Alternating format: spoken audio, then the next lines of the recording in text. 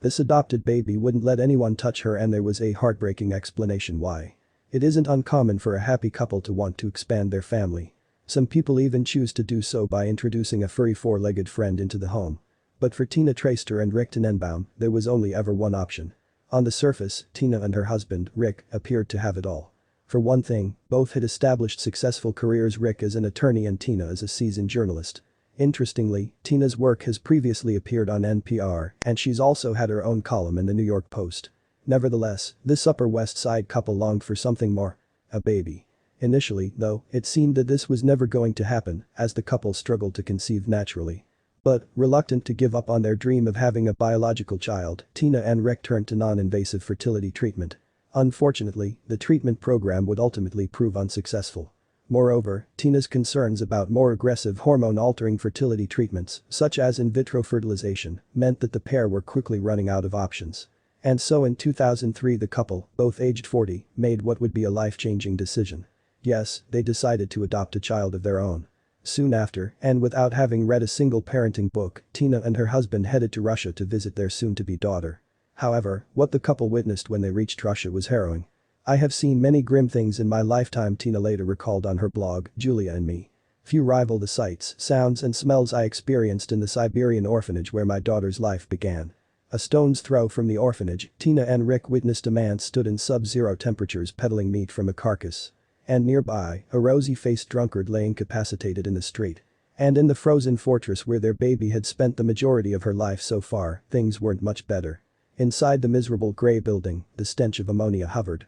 And yet, in a small crib in a crowded room, there lay Tina and Rick's new baby. She was beautiful, Tina reminisced on her blog. She had a broad alabaster face with slightly slanted deep brown eyes. Julia, as she would come to be known, had been rejected by her birth mother, who'd been unable to look after her. Unfortunately, after being deserted by her mom, the newborn's start in life didn't get much better. In fact, she spent her first 12 weeks in hospital with multiple infections, and following that, she was taken to the orphanage. But now things were finally looking up for little Julia. And just half a year after the soon-to-be parents had first been told that there was a baby waiting for them in Russia, the three were reunited in Tina and Rick's apartment in the Big Apple. However, things quickly turned for the worse. You see, Tina and her adopted daughter just couldn't establish a bond with each other. And this began to have a devastating impact on Tina. "I was as blue as I'd ever been," she wrote on her blog. "I'm pretty sure I felt what despairing birth mothers feel: isolation, angst, regret." And unfortunately for both Tina and Julia, these feelings didn't go away.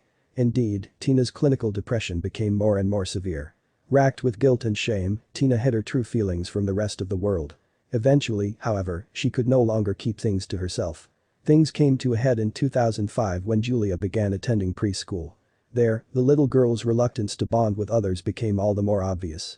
Naturally, her worried mother decided that it was time to confide in someone.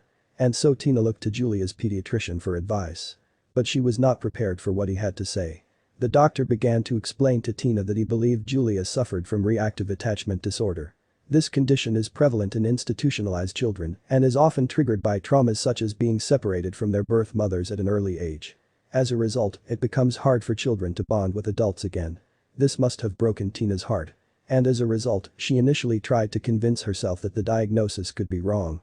But the doctor's words would often drift into Tina's thoughts as she continued to be unable to forge a bond with her daughter. And eventually, after Julia's 4th birthday, Tina decided that it was time to take action. To begin with, Tina and Rick began researching the disorder by analyzing case studies.